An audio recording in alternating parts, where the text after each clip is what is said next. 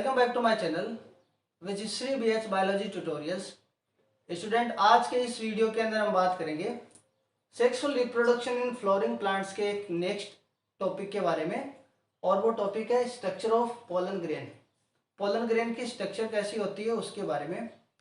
इससे previous video के अंदर अपन ने बात की थी माइक्रोस्पोरोजेनेसिस, और माइक्रोस्पोरोजेनेसिस में अपन ने ये पढ़ा था कि एक मियोसिस की वजह से माइक्रोस्पोर मदर सेल से 4 माइक्रोस्पोर बनते हैं, और चारों के चारों माइक्रोस्पोर एक स्पेशल स्ट्रक्चर के अंदर अरेंज रहते हैं जिसको हम बोलते हैं टेट्राड। ठीक है, इस टेट्राड के अंदर कौन सा प्लग रहता है? केलोज प्लग। और इस केलोज प्लग की वजह से क्या होता है, चारों के चारों माइक्रोस्पोर एक दूसरे से क्या रहते हैं? जुड़े हुए रहते हैं। फिर क्या होता है, एक एंजाइम आता है जो टेपिटम रिलीज करती है जिसका नाम क्या होता है? केलेज। वो केलेज एंजाइम क्या करता है, इस प्लग को क्या कर देता है? ब्रेक कर देता है, जिसकी वजह से चारों के चारों माइक्रोस्पोर क्या हो जाते हैं? अलग हो जाते हैं। ठीक है, चारों के चारों जो सेपरेटेड माइक्रोस्पोर हैं उनको हम क्या बोलेंगे? Pollen grain. यहाँ पर आपको इसकी एक स्ट्रक्चर दिख रही है पोलन ग्रेन की। क्योंकि पोलन ग्रेन मियोसिस का एक प्रोडक्ट है, इसलिए क्या है, इसके कुछ स्पेशल फीचर है जो रिप्रेजेंट करता है एक हैप्लॉइड सेल को। देखिए, पहला इसका पॉइंट है वन सेल्ड एंड यूनिन्यूक्लिएटेड। एक सेल है जो आपको दिख रही है क्योंकि इसके अंदर कितना न्यूक्लियस है? एक न्यूक्लियस। और इसके अंदर एक सेंटर के अंदर एक लार्ज वैक्यूल है जिसकी वजह से इसका न्यूक्लियस किधर चला गया है? पेरीफेरी की तरफ। सेंटर से किधर चला गया? पेरीफेरी, क्योंकि इसके मैक्सिमम पोर्शन को किसने कवर कर लिया? वैक्यूल ने। ठीक है, न्यूक्लियस यूनिन्यूक्लिएटेड कंडीशन हो गई। ग्लोबोस मतलब ग्लोब्यूलर शेप है ये। हैप्लॉइड स्ट्रक्चर है, इसका मतलब single set of chromosome present है इसके अंदर। Half number of chromosome present है क्योंकि ये किसका प्रोडक्ट है? मियोसिस का, जो मैं आपको बता चुका हूं। Non green. ठीक है, कलर कैसा हो गया इसका? येलोविश टाइप से इसका कलर हो गया। नेक्स्ट पॉइंट है first cell of gametophytic generation. Plant की लाइफ के अंदर दो तरीके की जनरेशन होती है, एक को हम बोलते हैं स्पोरोफाइटिक और एक को बोलते हैं गैमेटोफाइटिक। स्पोरोफाइटिक जनरेशन होती है 2n मतलब डिप्लॉइड, और गैमेटोफाइटिक जनरेशन होती है हैप्लॉइड। ठीक है, तो sporophytic plant body main plant body होती है मोस्टली एंजियोस्पर्म के अंदर, फ्लावरिंग प्लांट्स के अंदर। उसके ऊपर डिपेंड कौन सी जनरेशन रहती है? Haploid gametophytic generation. तो गैमेटोफाइटिक जनरेशन जो स्पोरोफाइटिक पे डिपेंड है उसकी फर्स्ट सेल है ये कौन? पोलन ग्रेन, जो आगे चलकर कंटिन्यूअसली डिवाइडेशन शो करता है और मैच्योर मेल गैमेटोफाइट का फॉर्मेशन करता है। ठीक है, नेक्स्ट इसके अंदर साइटोप्लाज्म है, क्योंकि हर एक सेल के पास साइटोप्लाज्म है, इसके पास भी साइटोप्लाज्मिक कंटेंट है। और साइटोप्लाज्मिक कंटेंट में हर एक सेल की तरह सारे सेल ऑर्गेनेल प्रेजेंट है जो प्लांट सेल के अंदर होते हैं। ये सारे के सारे कंटेंट किससे कवर्ड है? Plasma membrane. क्योंकि इसके अंदर एक सेल है तो ऑब्वियसली इसके अंदर प्लाज्मा मेम्ब्रेन प्रेजेंट होगी। अब इसका एक मोस्ट इंपोर्टेंट पॉइंट आता है, वो आता है इसके अंदर प्रेजेंट दो cell wall layer. Cell wall जो होती है उसके अंदर दो लेयर प्रेजेंट होते हैं इसके अंदर। आउटर लेयर होती है उसको बोलते हैं हम एक्साइन, और इनर जो लेयर होती है उसको बोलते हैं हम इंटाइन। ये दो मोस्ट इंपोर्टेंट वॉल की लेयर हो गई, सेल वॉल की लेयर पोलन ग्रेन के अंदर। ठीक है, अब ये जो एक्साइन और इंटाइन है एक स्पेशल कंडीशन है जो एक पोलन ग्रेन को बहुत सारे फीचर्स प्रोवाइड करवाती है। सबसे फर्स्ट ये एक्साइन बनता किससे है, ये क्वेश्चन माइंड में आता है। ये जो एक्साइन है इसका फॉर्मेशन करता है टेपिटम से रिलीज कुछ कंटेंट। टेपिटम जो एक यूबीस बॉडी और लिपिड कंटेंट कंटिन्यूसली रिलीज करता है, जो माइक्रोस्पोर के जो आउटर मेम्ब्रेन है उसके ऊपर धीरे धीरे डिपॉजिट होने लगता है, और वो बनाता है एक पोलन ग्रेन का एक्साइन। ठीक है, तो कौन रेस्पॉन्सिबल हो गया इसके लिए? टेपिटम। नेक्स्ट जो आता है इंटाइन। इंटाइन के लिए कौन रिस्पॉन्सिबल है इसको बनाने के लिए? इंटाइन का फॉर्मेशन करता है, इसके अंदर आगे डिवाइडेशन होने से बनता है जनरेटिव सेल, और एक बनता है सोमेटिक सेल, वेजिटेटिव सेल। तो vegetative cell as well as cell का जो प्रोटोप्लास्ट है, प्रोटोप्लास्ट जो कंटेंट है वो क्या बनाता है? इंटाइन को। ठीक है, अब बात करते हैं हम किसकी? इनके कंपोजिशन की। तो जो एक्साइन है उसके ऊपर तो प्रेजेंट होता है स्पोरोपोलेनिन, और जो इंटाइन है उसके ऊपर प्रेजेंट रहता है पेक्टोसेलुलोज। पेक्टिन और सेलुलोज से क्या ये बना हुआ है। अब हम देखते हैं एक्साइन के अंदर जो स्पोरोपोलिन है उसके बारे में। स्पोरोपोलिन एक्चुअली है क्या? स्पोरोपोलिनिन हार्डेस्ट टिश्यू है प्लांट का एक।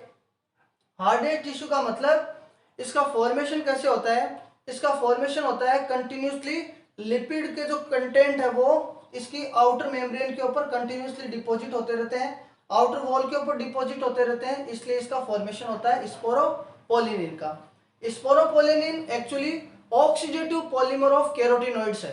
कैरोटीनॉइड्स का क्या है, ऑक्सीडेटिव पॉलीमर, ठीक है।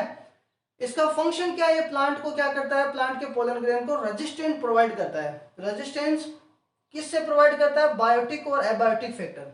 इसका मतलब बायोटिक फैक्टर जैसे मान लो बैक्टीरियल एक्शन है, अगर इसके ऊपर बैक्टीरियल एक्शन होता है तो इसको कोई भी इफेक्ट नहीं पड़ेगा। इसका मतलब प्लांट के पोलन ग्रेन को प्रोटेक्ट करने का काम किसका हो गया, स्पोरोपोलिनिन का, बायोटिक फैक्टर से। एबायोटिक फैक्टर का मतलब जैसे टेम्परेचर है, लाइट है, एल्कली है और एसिडिक जो सॉल्यूशंस है उससे भी इस पोलन ग्रेन को कोई इफेक्ट नहीं पड़ता है। ये रेजिस्टेंस हो गया किसकी वजह से, स्पोरोपोलिनिन की वजह से। नेक्स्ट है फॉसिलाइजेशन।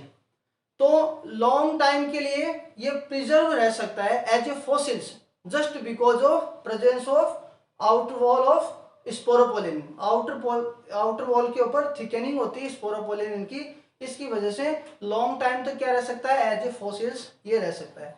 नेक्स्ट आता है टेक्सोनोमिक सिग्निफिकेंस। टेक्सोनोमिक सिग्निफिकेंस का मतलब इसकी जो फैसिनेटेड जो स्ट्रक्चर है, आपने देखा होगा कि अलग अलग पोलन ग्रेन की जो स्ट्रक्चर है, शेप है, वो क्या रहती है, अलग अलग रहती है। और उसका जो आउटर ऑर्नामेंटेशन होता है, आउटर जो सजावट होती है वो किसकी वजह से होती है, वो इस स्पोरोपोलिनिन की वजह से होती है। वो एक टेक्सोनोमिक सिग्निफिकेंस है। एक अलग अलग टेक्सोनोमिक कैटेगरी बनाने के लिए अगर पोलन ग्रेन के बेसिस पे हम अलग अलग प्लांट के सेपरेट करें, डिफ्रेंशिएट करें, तो एक इंपॉर्टेंट पॉइंट हो सकता है क्या, स्पोरोपोलिनिन, ठीक है। अब एक पॉइंट आता है इंटाइन। इंटाइन क्या है, किससे बना है, पेक्टो और सेलुलोज से। और ये जो इंटाइन है इसका एक इंपॉर्टेंट रोल है, वो इंपॉर्टेंट रोल किससे रिलेटेड है, पोलन ट्यूब के फॉर्मेशन से रिलेटेड। अब ये पोलन ट्यूब क्या है उसको समझाता हूं। देखो कुछ ऐसा कंडीशन होती है जिसके अंदर क्या होता है कि ये जो आउटर सेल होती है उसके ऊपर स्पोरोपोलिनिन का डिपोजिशन एब्सेंट रहता है। कुछ ऐसे पोर्शन होते हैं जहां पर स्पोरोपोलिनिन एब्सेंट रहता है इसकी एक्साइन के ऊपर। स्पोरोपोलिनिन जहां पर एब्सेंट होता है वहां पर एक पोर लाइक स्ट्रक्चर होती है जिसका नाम होता है जर्म पोर। क्या नाम होता है, जर्म पोर। इस जर्म पोर से यहां से ट्यूब लाइक स्ट्रक्चर निकलती है, वो बनाती है कौन, इंटाइन, ठीक है। तो जर्म पोर से जो ट्यूब लाइक स्ट्रक्चर निकलती है जिसका नाम होता है पोलन ट्यूब, उसका फॉर्मेशन करती है इंटाइन। इस डायग्राम के अंदर आपको दिख रहे हैं 3 जर्म पोर, 1 2 और ये 3।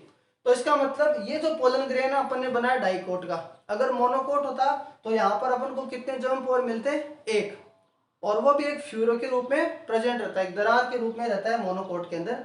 ये हो गया इसका एक स्पेशल पॉइंट, किससे रिलेटेड, इंटाइन से रिलेटेड। एक पोलन किट। पोलन किट का मतलब कुछ ऐसे प्लांट जिनके अंदर इंसेक्ट से पोलिनेशन होता है, एंटेमोफिली बोलते हैं जिसे। तो जिनमें इंसेक्ट से पोलिनेशन होता है उन प्लांट्स के अंदर क्या होता है, टेपिटम से कुछ ऐसा कंटेंट रिलीज होता है जो यहाँ की जो बीच की ये क्लेफ्ट है, ये जो दरार है, ये जो पिट्स बने वहां पर जाके क्या हो जाता है, इकट्ठा हो जाता है। तो जब ये इकट्ठा हो जाता है तो उस कंटेंट को हम बोलते हैं पोलन किट। इस पोलन किट का फंक्शन क्या है, एक तो इंसेक्ट को अट्रैक्ट करता है और दूसरा ये जो पोलन ग्रेन है इसको अल्ट्रावायलेट रेज से क्या करता है, प्रोटेक्ट करता है। तो इसके 2 मोस्ट इंपोर्टेंट फंक्शन हो गए किसके, पोलन किट के। एक ये जो आपको स्ट्रक्चर दिख रही है ये कितनी साइज है, 20 माइक्रोमीटर, 20 माइक्रोमीटर की ये साइज है और ये टिपिकल साइज है इसकी। और अगर इससे छोटा हो तो किसके अंदर होता है, मायोसोटिस के अंदर 2.5 to 3 माइक्रोमीटर साइज होती है। और लार्जेस्ट जो होता है वो होता है मिराबिलिस के अंदर, जो होता है 250 माइक्रोमीटर का साइज होती है उसकी।